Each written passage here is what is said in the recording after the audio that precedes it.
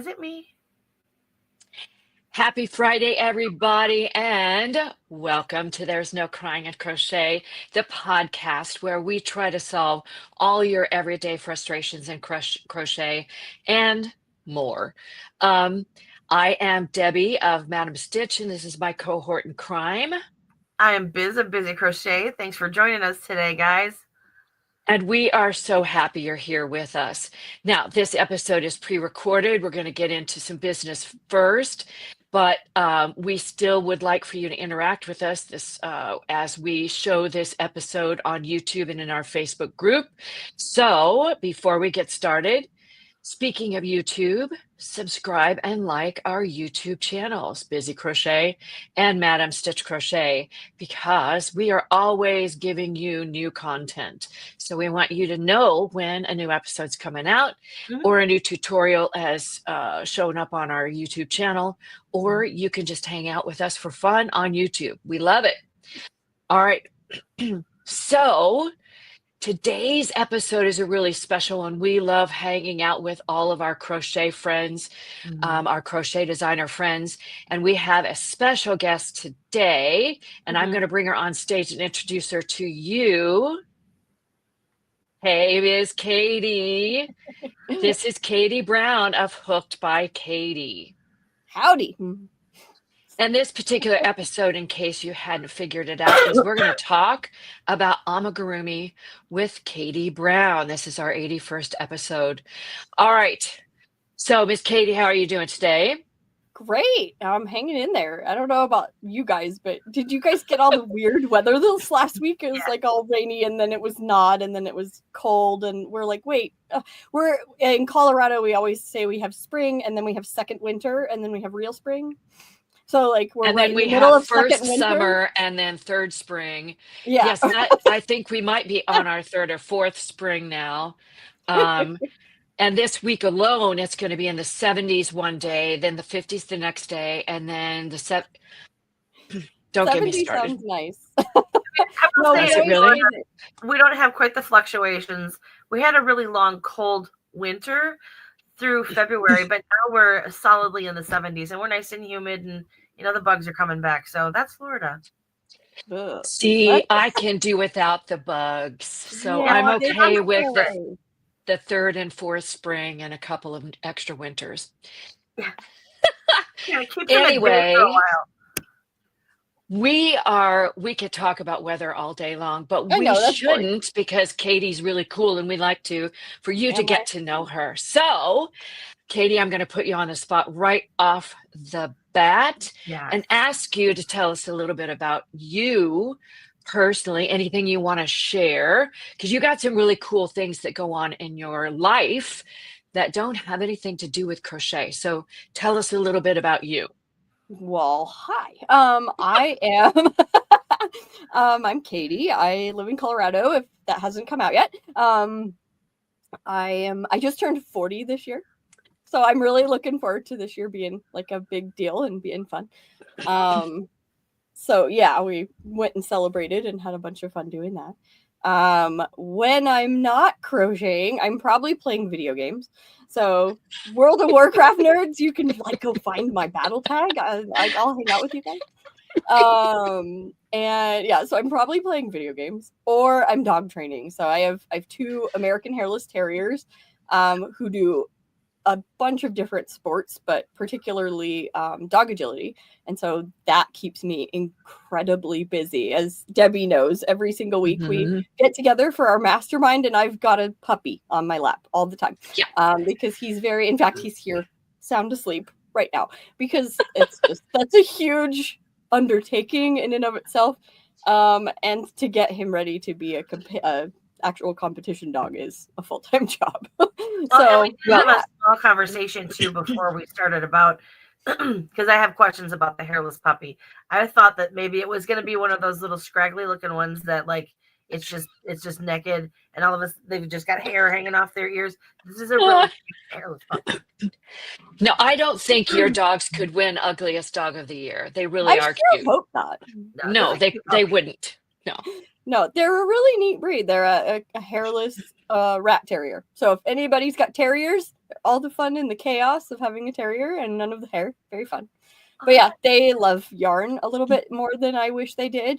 So they're very helpful in that regard. Yeah, there again, we were having a meeting and the puppy was pulling a dragon off a chair repeatedly in the behind me. And everybody kept going, puppy's got the dragon again. I was like, oh no, over there. I have to jump up and go get it. Yep. So they're helpful. So yeah, everybody And do seems to have their you- little animal helpers, and I love seeing everybody's animal helpers. And so it's kind of fun to see people's cats tangled in balls of yarn and stuff. I love it. Well, now that you're really involved with the dogs, do you and your husband still go to conventions and dress up? And Oh yes, in fact, we volunteer for, it's called the Rebel Legion. It's a Star Wars costuming community, and we go to charity events. We go to sporting events. Like the Rockies will come up here and invite us, and we'll go out and they'll have Vader throw the first pitch and stuff like that. It's really fun. We don't have anything like that down here. Yes, you do. Oh, you totally do. Are you kidding? I could even tell you who runs the base down there. My husband is the leader of the Colorado Wyoming base. So we have no choice but to know a lot of people. Well, I'm in Pensacola, so hook me up later. Yeah. there you go. It's so fun. So fun. And so, I end up using a lot of my stuffed animals as like props for costumes. And a lot of artists end up using them in like Renaissance fair costumes and stuff like that. So I have like wearable dragons and things that people will use for costumes. So it kind of flows into each other. Like no matter what I do, it all kind of seems to Yeah. I suppose, like Game of Thrones, like the Mother of the Dragon kind of thing is really. Oh yeah. Oh, that's fun. Yeah, that's kind of your thing, isn't it? Yeah. Sorry, I hope you guys can't hear that. My garage door's opening. Oh no, that's fine. That's exciting. I mean, I who know. knows what's going to happen around here? There's another weird fact about Katie. Her studio is on top of her garage, and so whenever my family comes home, my son must have not liked what's on the lunch menu today and came home for lunch. Okay, that's awesome. Yes, so you have two sons. We're not telling tales out of school, and they are growing like weeds. I know they're big now. They're 17 and 14. So gosh, they're good ages. They're so much fun. They're a lot. I love teenagers. Love teenagers. They're a blast. It's really fun to go do stuff now, like conventions, like amusement parks, like stuff where you can just you really have fun together. You're not just leading them around. But they're leading you around. Yes, you don't have to push them. You don't have to put them on a leash. You don't have to constantly know where they are.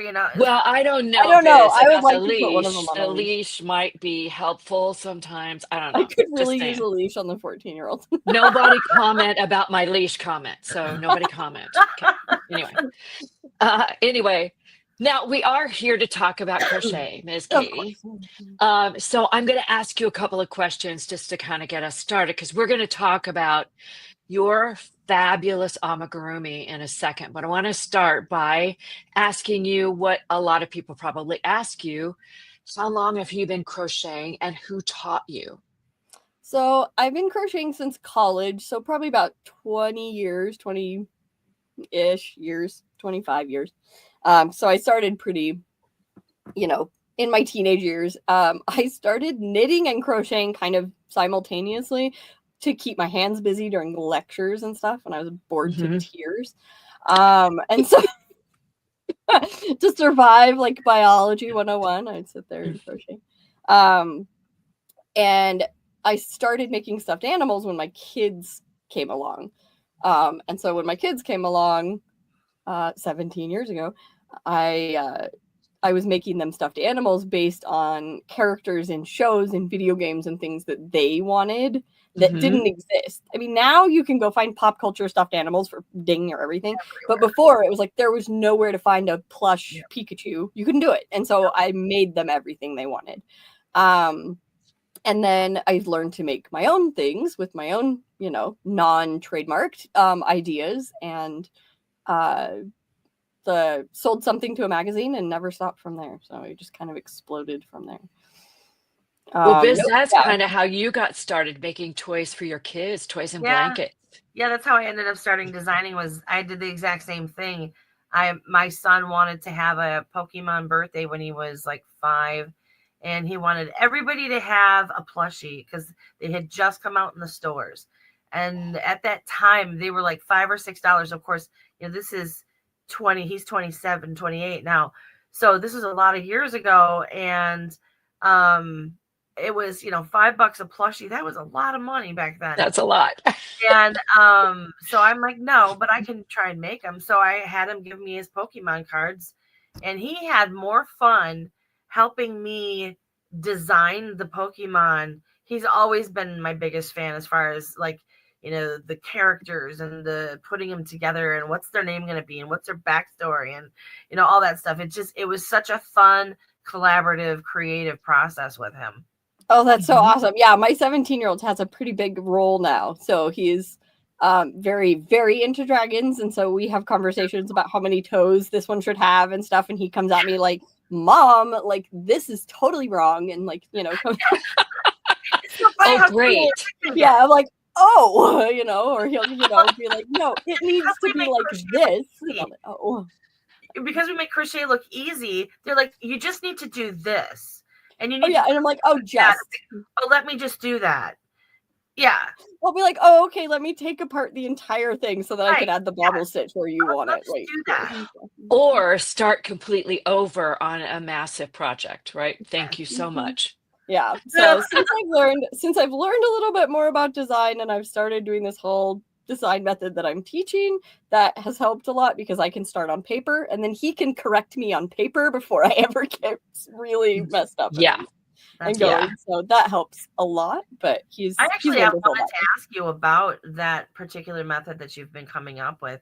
Mm-hmm. And what, I know I've been watching you kind of launch that, but before that, were you kind of see a concept and make it happen and then put it on paper, or have you always been a person who started with a picture first and then move forward? I've always had a picture. Like, I like having a picture. I used to do a lot of stuff with 3D. Like, my mom is really into concrete dogs.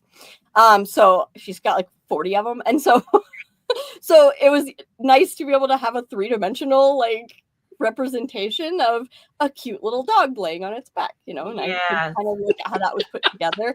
And so that was like a nice thing. Like, I would kind of be looking at it and then do something and then look at it and then keep going. But it always started with me just seeing what happened. Like, okay, let's pick up some yarn. And then like I would make a head and it would be way too big or something. And so I'd just throw it on my shoulder and I'd make another head. And there was so many, like my husband would come home and be like, what'd you do today? I'm like, I made 14 heads. They're all awful. Like, I don't like any of them. And he'd be like, okay, like, yay, way to be supportive. So I figured out that like I needed stuff. I needed like a path. And so, when you start gathering stuffed animals around you, you start being like, I want the head to be the size of that one. And so then you pull it over and go, how many stitches around was that? And so I make like samples of balls in a certain size in a yarn I use all the time so that I can look at it and be like, I want it that big. Smart. Oh, that's brilliant. Oh, that's brilliant. Yeah. And so I did the same. So I started doing the same thing with like angles, like degrees of pointiness is what I call like, noses and stuff. And realizing like I can make samples of all this stuff and then all the math will all be done. Yeah. And so then I just have to pull the angles and the sizes and do all the math ahead of time. So you can almost build a monster ahead of time. With all of those pieces. That's awesome. That's the goal. Like, that's the ultimate, like, it's like, okay, this cuts my design time in half. It cuts my use of safety eyes, my missing safety eyes in half that I've had to throw over my shoulder because I didn't like them. Well, there's something you don't want your dogs to get, are the safety eyes, right? I buy really good ones, so they're not coming up. Yeah. Oh, gosh. But yeah, like just so many disembodied parts that I was like, I'm over this. I want to be able to not make these 42 times. So that's why it started to taper down into this process. And I was like, maybe this would be useful for other people. So that's cool. where the course came from. It's basically just teaching the process and like making all the samples so that you have your, kit that allows you to make whatever you want. So that's a really cool idea. Yeah. So It's was helpful. it working with your kids, like making the toys and stuff like that? That's kind of what launched you into being a designer, or was it something that you kind of always wanted to be? I mean, I'm always, I think art is just kind of, if it's not music, well, music is art. My family's just always been that way. My grandmother was a classical pianist. She used to compose her own music, so it was kind of like a given. My grandmother on the other side is an artist that works with like pastels and cool paints, and so it was always just kind of there. Yeah, it was kind of a given. And it was never something I was going to do professionally. It just like happened. It was just what I did. And the fact that, a magazine was like, hey, we want this. And I was like, oh, I could get paid for this? Sweet. Like, I know. Well, do I remember correctly? You had another profession before you designed? So for money? Yeah, I had one that sort of led into design a little bit more. And then I was a banker. So way out of left field. That's probably where the math thing comes from. Yeah, that's probably where all the like, oh, let's use math and figure this out. I think that's where that comes from. But what really got me into like self-publishing and stuff was I was a English major and I was really into publishing. So we did, I was our literary magazine editor, both in high school and in college. So we put out magazines and we accepted submissions all the time. And so like, it was almost an automatic when I made something that was mine and it was unique and it was different. And I went, I gotta put this to a magazine, right? Like, that's what I'm supposed to do with this. Like, because that's what I would do if I wrote something. So I'm supposed to give this to someone. So that's what I did. And when they actually wanted it, I was like, holy cow, I'm doing way better at this than submitting articles to real like literary magazines. So I was like, this is awesome. Like, this is great. So I'm going to submit stuff here because I actually get acceptances instead of rejections. Oh my gosh. Yeah. So that validation is awesome. Mm-hmm. But yeah, so the publication side was like, there again, it's just like, oh, this is what you do with this, right? Like, you write it down and then you give it to somebody else.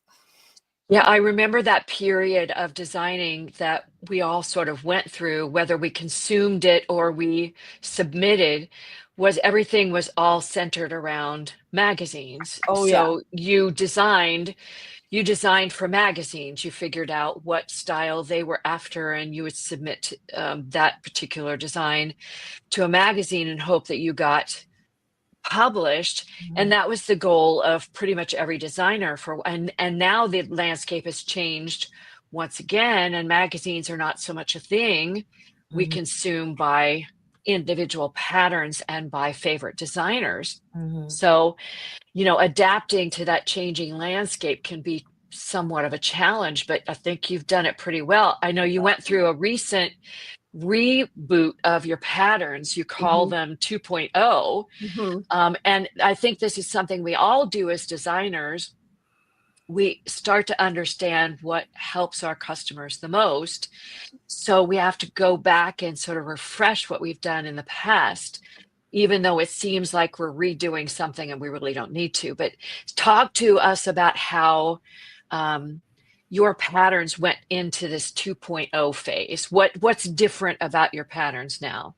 Well, so that you remember designing to like the style guides for various magazines, and where it was like, here's this style guide, and this magazine wants it this way, and this one's going to be in 2 columns, so everything needs to be like this way. And I mean, it was a whole event, just adapting your writing style to fit what needed. And so some of that was just me learning a writing style that I thought was easier to understand, the easiest to understand, that was like, pulling stuff that I had liked from writing from all the different magazines, being like, oh, I love this one lists out all the stitches before you do them, but I don't like it as a bullet point, so I'm going to do it differently. You find what you do and don't like. And then I wanted to make it a fun experience because a lot of my designs are complicated. Like They're complicated and very long, right? Yes. like Oh my gosh, so this many is my moving Griffin, parts. my baby Griffin. But like they, they have difficult parts. They have things that that are very helpful if you can visualize them. So they needed more pictures from different angles. They needed more stuff. And then because they're so long, they needed a better way to track them. So they all have check boxes on them now for every row. And then I did them in different colors. So if you make like 4 legs, you'll have check boxes in 4 colors. So you do all the black ones, then all the red ones, then all the green ones, and then you know where you're at. Because there's no way you're going to be able to make one of these and not put it down for a couple of days and have to come back and then try to figure out where you were on this like thigh. And you're like, oh man, like, it's not going to work. So the check boxes were my attempt at making it easier to keep track of where you were in the middle of a really long pattern. So I did a bunch of neat stuff like that. That was really fun. I put a difficulty sort of on my stuff, but I phrase it as you're going to be practicing or you're going to be learning intermediate level stuff. And if my goal, even with somebody like this, like if you can make, chains, single crochets, double crochets, work in the round, you're good. I've got you. Because that was my goal, is to take somebody that's like never made anything but a ball and then be like, I did this. Like, this is so cool. Like, look what I can do. And you can do it. It's all the same thing. I mean, I laugh because Debbie and everybody, they have these amazing stitch patterns. And like, Biz, look at the blanket behind you. I'm like, oh my gosh, look at those cool stitch. I do nothing but single crochets all day long. Yeah, but Katie, produce the coolest things. Right. So one of the things that I wanted to talk a little bit about is you've developed some shaping techniques, and I know this partly because I've tech edited a couple of your students' patterns, and I know the short rows and stuff and how you shape. So talk a little bit about how you come up with, how you create some of those intricate shapes without being crazy, stupid, complicated. Well, there again, it's math. Yay. It's math. Nobody wants to think about our creative hobby as math, but it's math. It just is. We live in the land of algebra. We just do. Oh man. I have a dragon that spins, he's a tube, but he's in a spiral, right? And I had to figure out how to make that work. So the tube's going to go in a circle at, 360 degrees around and come back to where it started, but it also has to go up at enough of an angle that it doesn't just run into itself again when you get back to the end. You have to go up at a slight angle every time. And so then sine and cosine got involved, and I was like, oh boy. Okay, right now I'm going to do this because there's no way you can keep it. And so I was like, okay, I gotta find a way to get this to be easier. So then it turned into if you use more, stitches here, it will do this, or it will be more curvy or less curvy. But you can do in the course, we teach the math of a curve, with those short rounds. Yep.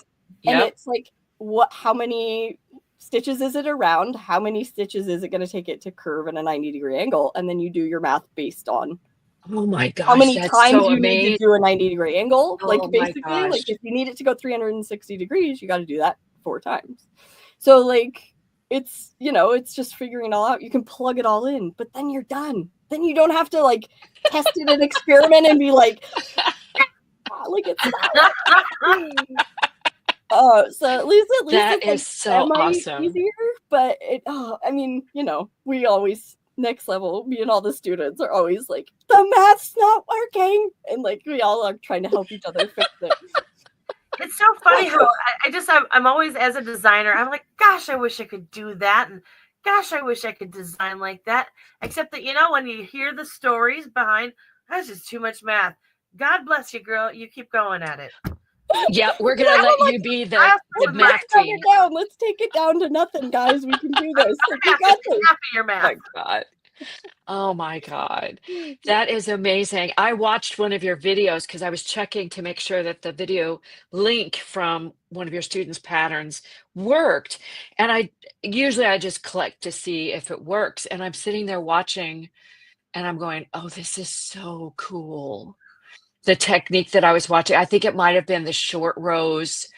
It was so cool. Your Oh, videos are just amazing. thank you. I'm trying to make them helpful for people. I'm like, I know this is hard to understand. Well, I now understand the concept. So your video really helped me, and I'm not making an amigurumi. That's great. That's awesome. Now, one of the things that I've been so fascinated about, my jam in crochet is that crochet for me and my designs, I hope, are mindful crochet, because that's what it means to me.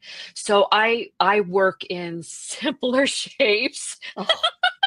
Yeah, except Less that math, whenever I have one of less your pieces to right? work on, the stitches Less are math, throwing all me of that for a stuff, loop. right? So but I think what I love is when you talk about expressing artistry through your designs. I mean, we all do, but that's not necessarily our mission statement.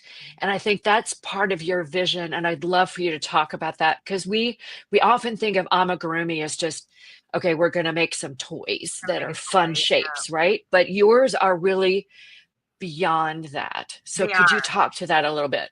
I mean, this is an art. Everything, like I was talking, like art is a part of my life. It's a part of who I am. It's a part of my family, and so like this was just another form of art. I started out just calling them like soft sculptures, because a lot of them you don't. There's not a whole lot of ways to play with this. Like, he's forever howling at the moon. he looks real cute and all, but he's not. Like, you're not gonna take him to the park and play with him.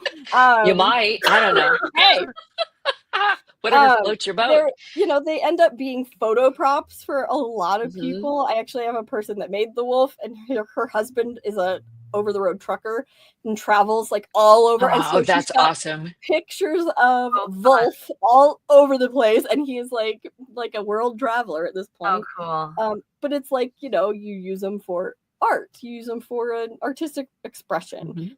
They're really big for like, state fairs and stuff, when people are putting their art out there for people to see it and hope for like a ribbon. Yeah, right. And it's a lot of people that do Ami, their goal is to make people go, whoa. Yeah. Like, you did that? Like, you made that out of yarn? Yeah. And so that's kind of my goal, is to make something that somebody can get that reaction from the people that they can show it to.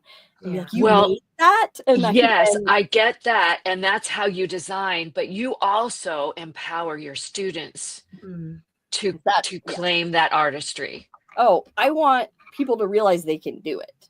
Like that you are the artist. I always get people that say, like, and I'm sure you guys get this too, that's like, oh, I made this, but I don't take any of the credit for it.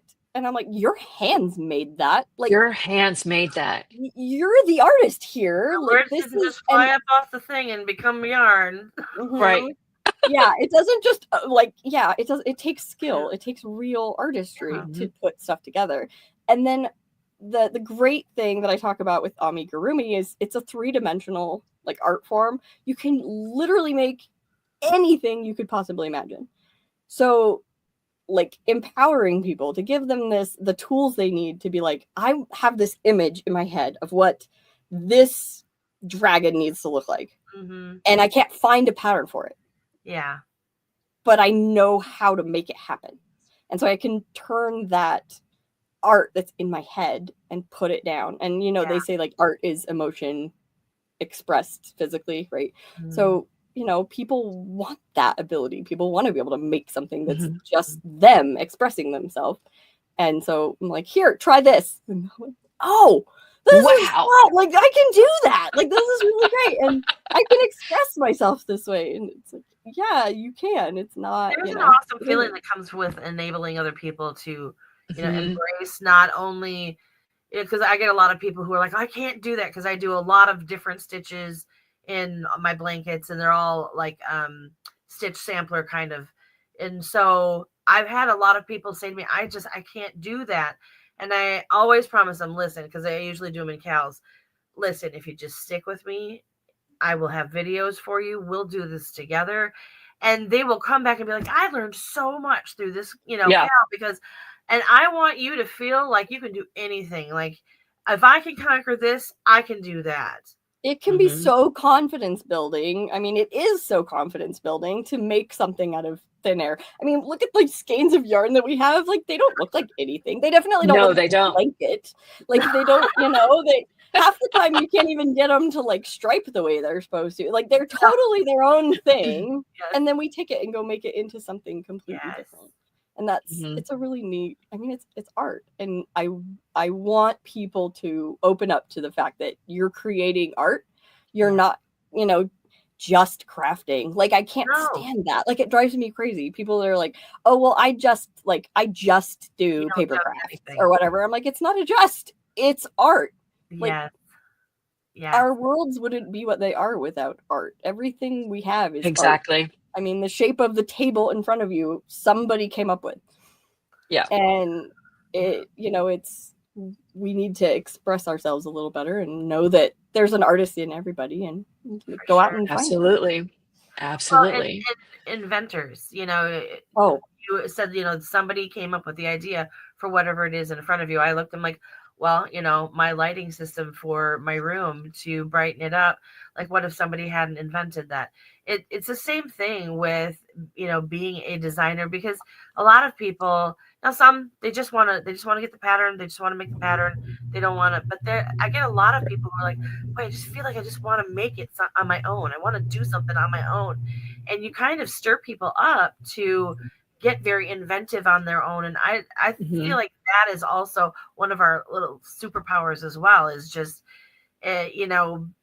getting people excited about allowing themselves out. Do you ever get the people that apologize for changing a little bitty thing in your pattern, or like putting their own border on something, and they'll be like, I'm so sorry.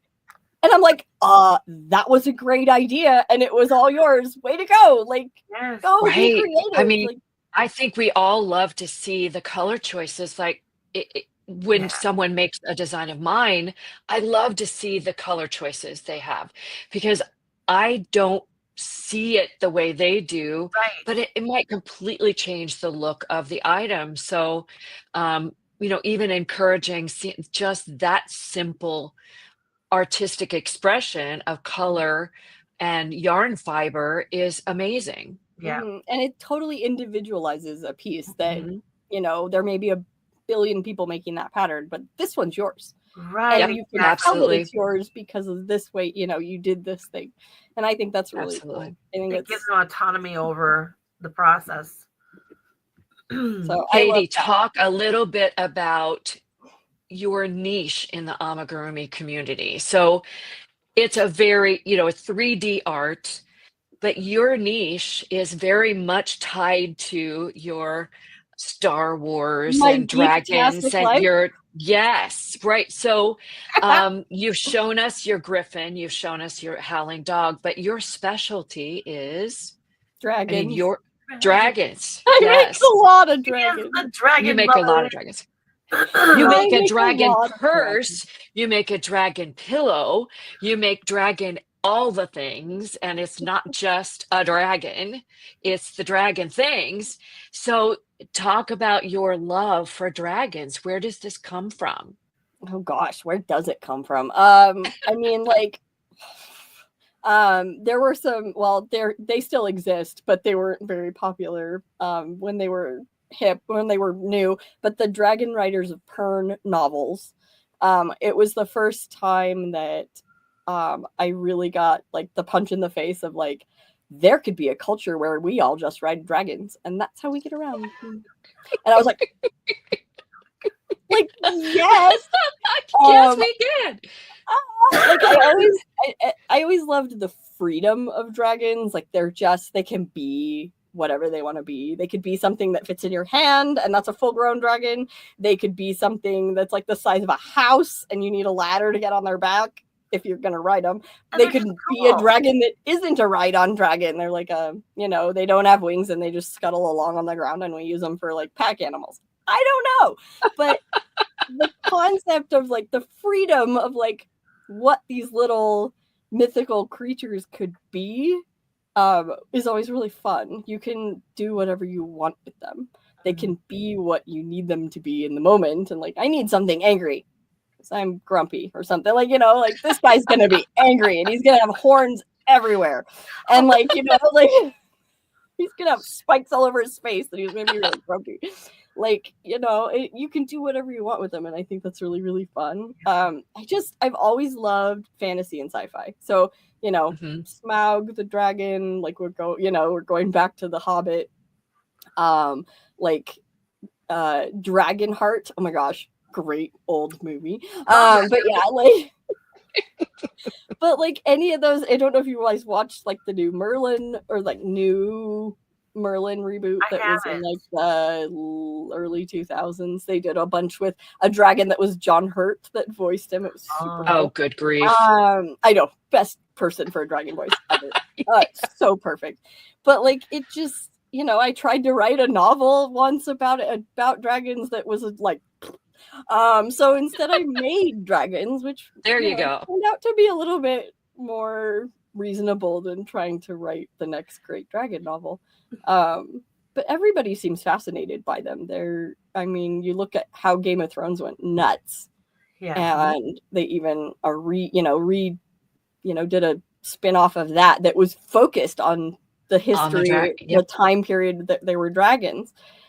Because people wanted more dragons. I don't know. They're just something that doesn't exist maybe anymore.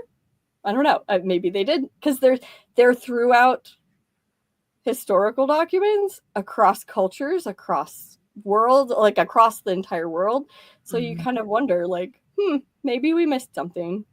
And you know, and I don't know, maybe their bones were made out of something that dissolves, and so that's why we haven't found any evidence of them. I don't know. And there's a whole community around your amigurumi, around dragons, around mythical creatures. The geek world we like art anyway. I mean, we've always, especially fantasy, because you can't get it anywhere else. You can't go down the street and see a unicorn. You need somebody to draw that for you or paint that for you or put it in a movie. So you need art to express it. So things like this is a big deal for our little world, which is growing like crazy. We were talking about our first Star Wars convention we ever went to was in 2007, maybe 2008.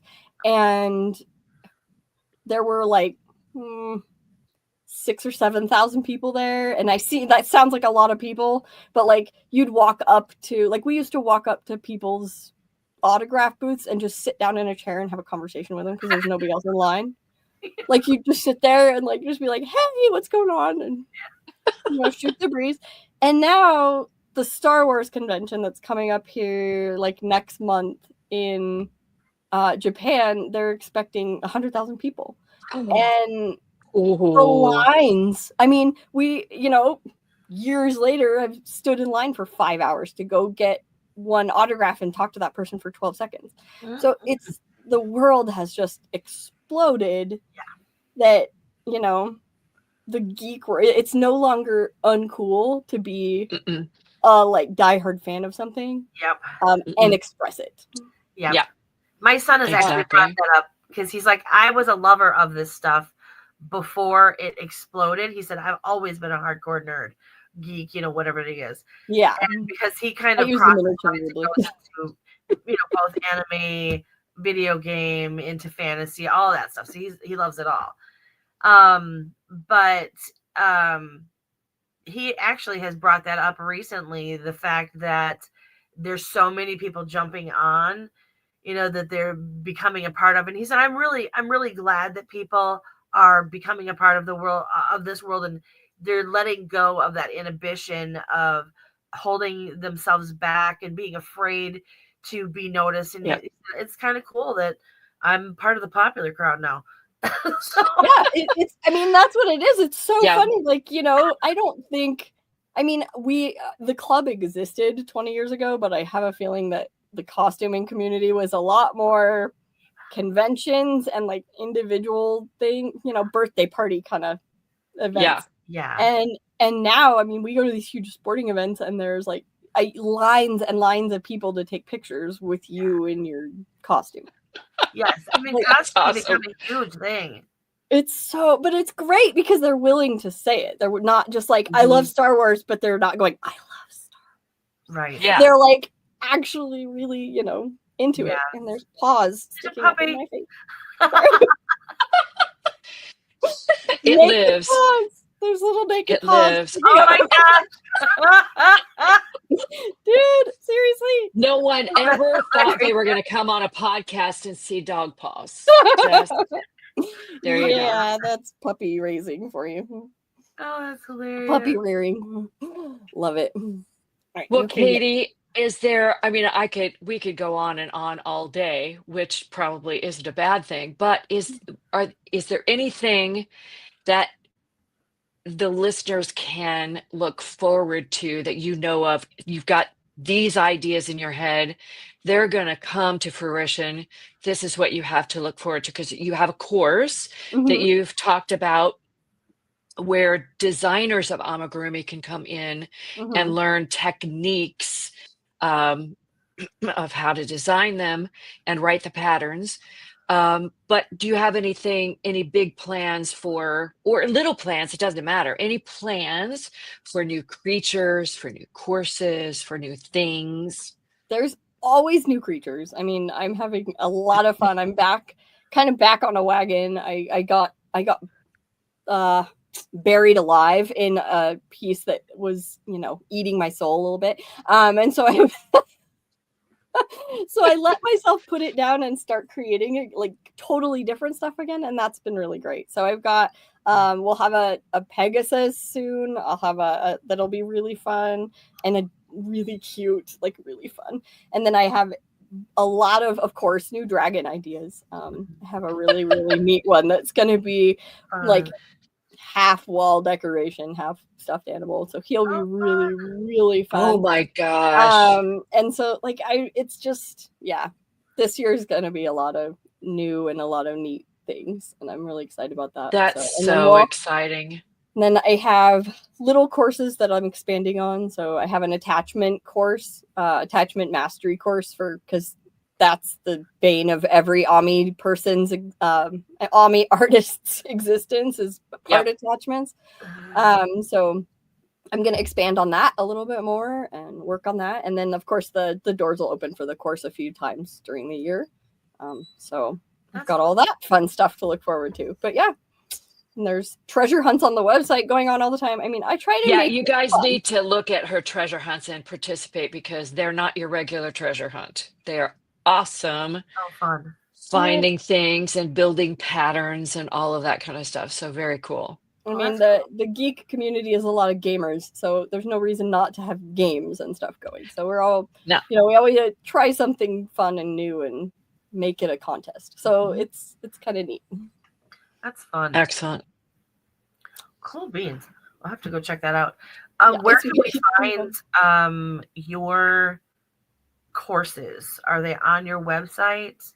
There is a link on the website. So there's startbykatie.com, Kati, because my parents are evil. They just thought that it'd be fun to spell it weird. But I did it to my kid too. So I have a Miles with a Y. And then my course is, I know, it's horrible. My course is nextlevelamidesign.com.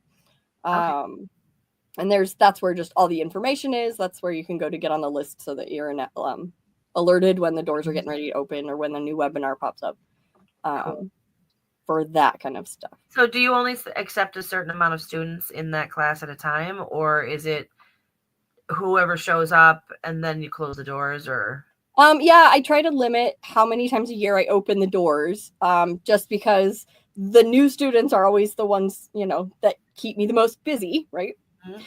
So I want to make sure that we do it in waves so I can give enough attention to people that when they need it the most, when they're right at the beginning and they're like, I don't get it, help. And, you know, like I can help, like, you know, get them through it. But I've had fewer and fewer, you know, actual I need help questions. And Debbie's been managing tech editing for some of my students. Okay, so cool. They so much fun. Very good. Probably get some more. But yeah, they're fun. I mean, it's just really great to see them like, look, I did this thing and it turned out really cool. And I got the math right on the tail. But then it's also fun to get into the group and be like, guys, I can't figure this out. Somebody help me figure this out. And we all kind of work together and like, okay, what if you branched that instead of, you know, coming at it from making 4 toes and merging them together? What if you started with the hand and branched out to 4 fingers? Like, where could you change something to make it easier? And so I will say I make very, very simple amigurumi. Mine are very, very simple. And I get, there have been times when I've actually been working on the legs because for whatever reason, it's the appendages that drive me crazy. I have to make 4 of the same thing and it drives me up the wall. And it's like, could I get away with 3 legs on this thing? I mean, do they have to have 4?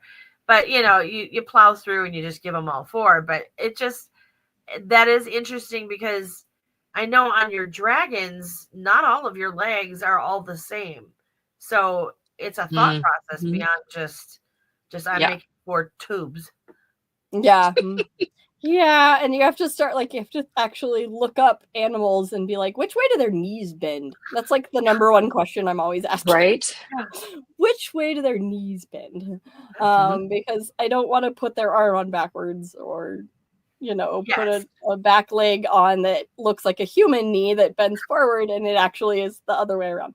Then they look really weird, you know? But yeah, so it's fun. It's a lot of, it's a good time. But yeah, I try to open it several times a year, but not 4 to 5 times a year, probably. Cool. So that way we can all work together in small chunks. Sounds like a really neat class. It's really, really fun. I mean, I'm sitting here, I'm like, I'm going to toot my own horn, but it's really, really fun it really is fun. Have a community of people that are also trying to like, so guys, I need to make a duck foot. What's your best, like, what do you think? Like, I really want it to still have the like really defined like fingers. What should I do? And we're all brainstorming how to make that happen in a way that's easy to understand for other artists. Right.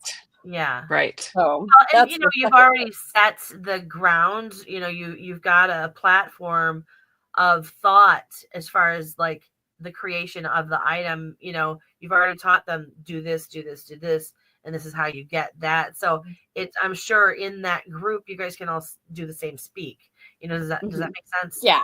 And I try to put like terms to what this technique is so that we can all name that. Like, that's cool. Yeah, like I talk about branching and merging like it's common language and it's me language. And puppy!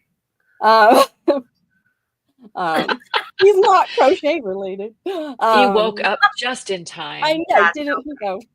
He had to make an appearance. But was there anything else you would like to share before we part ways? I just want to see more people's art. Just get it out there. Put it out there. Don't like have the guts to show it, have the guts to post it where it needs to be. And, you know, if you need to turn off the comments so nobody can say anything about it for your own sanity, turn off the comments, but we all want to see it. So make the dang art and put it out there where it belongs. Be proud of it. And no matter what it looks like, because you created something. Yeah. You know, it doesn't matter if it's perfect or if it looks exactly like the picture or not. You put your heart and soul into something. Yep. And even the stuff that's a learning curve, you want to put out there because you're going to miss it. You're going to want to look at it again and it's going to be gone because you threw it in a garbage can. And that was so sad. And like, don't do that. Like, at least like save it. Like, you know, keep your crazy, awful things. I still have my like really horrifying little. I do too. It's like a picture of perfection. Right? Exactly, right? It's the progress. You can see everything like changing. Absolutely. So it's fun to see that. So keep it. But yeah, that's what I want people to do. Put it out there. Well, Be an artist. Be proud of it. We will make sure that your contact information is in the description of the video. So we'll get that from you and put it in there so that people can find you at hookedbykatiwithan.com. Thanks. Well, we have covered it all, right? Or at least we think we have. Yeah, if you want to know more about Kati, just visit her website and you can see all the gallery of cool things her students and makers have made and experience her patterns. Most of your patterns are free on the blog, right? Like probably 95% of them. There's some really old ones that I just haven't converted, but other than that, they're all, even the crazy, wild, complicated ones are up there for free. So. Yep. So you can see what the style is and try your hand at it. And go for it. I don't want you jumping in without knowing how deep the water is. Yeah. Well, Kati, we can't thank you enough for joining us today. We hope everybody enjoys hearing all about Kati's business and her fantastical creatures. And for now, Biz and I and Kati, we thank Kati for joining us. And Biz and I will say so long, and we'll see you next time. Have a great week.